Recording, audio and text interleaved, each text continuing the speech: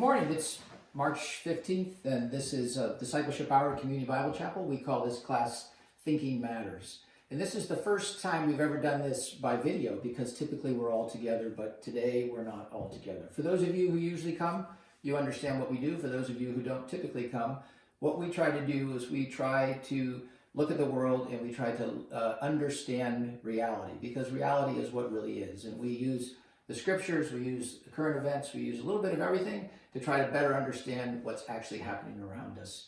And so this morning we're going to talk about the COVID outbreak, the coronavirus, which has changed everything we're doing, including the fact that we're not all together today. We've never done this before. We've never suspended church. And the reason church has been suspended is because what we've seen happening around the world when we look at China or Italy or some of the other countries which are ahead of us in getting this virus. We know that the virus is easily transmitted. Now, let's just imagine that this is you or me or one of us, and that we've not seen the virus and we have no immunity to it, and we won't ever get the virus if we don't see it. But the problem is that the virus has come and that it's pretty easily transmitted from one person to another.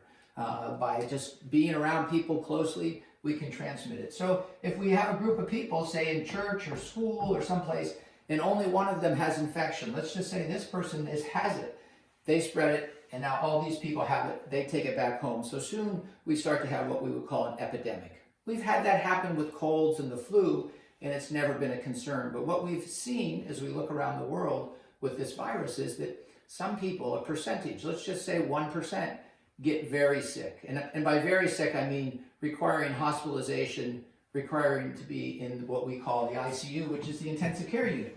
And so those are limited resources in this country. Although the United States has more ICU beds per person than any other country, we don't have enough if all of these people get sick at the same time. And then just say 1% of them require that critical care. It will overwhelm that system, and therefore people will die. We don't want people to die. So the best way to stop that is to stop the spread, or at least to slow the spread so that not everyone gets sick in the same week or the same 2-week period. Because once you're sickened in the ICU, you're going to be there for days taking up resource such that the people getting sick behind you will not be able to enter into the ICU and get those same resources. So we have to slow the spread, and the best way that we know to slow the spread right now is to keep people separated from each other. So that's where we are, and we're doing this not just because somebody said we have to do it, we're doing it because it's the right thing to do. And it's of course not sinful to not meet, so we're going to not meet. We know that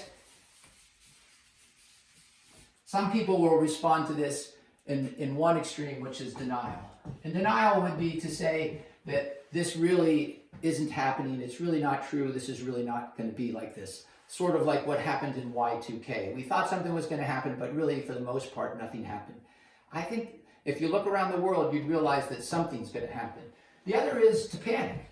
And we don't want to panic either and say, oh, we're all doomed and the world's going to end. What we want to do is be somewhere in the middle here where we're reasonable and rational. And so that's what we're doing. We're being reasonable and rational, and we're trying to slow the spread of a virus, which can be potentially, some individuals don't get sick, but a certain population of them get very sick with the potential to die if they're not well cared for. And the capacity to care for them isn't there if everybody gets sick at once. So we're slowing the process.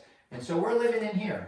And we're doing what the Bible would tell us, which is to obey our leaders. So the people who study this stuff, people who we rely on for our healthcare information have said this is the best method that we're going to have right now to try to reduce this spread and therefore reduce death. And as responsible human beings, as followers of Christ, we want to do the right thing. And so the right thing is for us to be inconvenienced, not be together.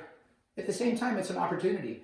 We're creating a new format here that I've never been a part of before. We're video audiencing with you this morning. So I think God's got plans for this. It's not a panic. It's just something that we're going to have to move through and use our heads and be reasonable and rational as we do that.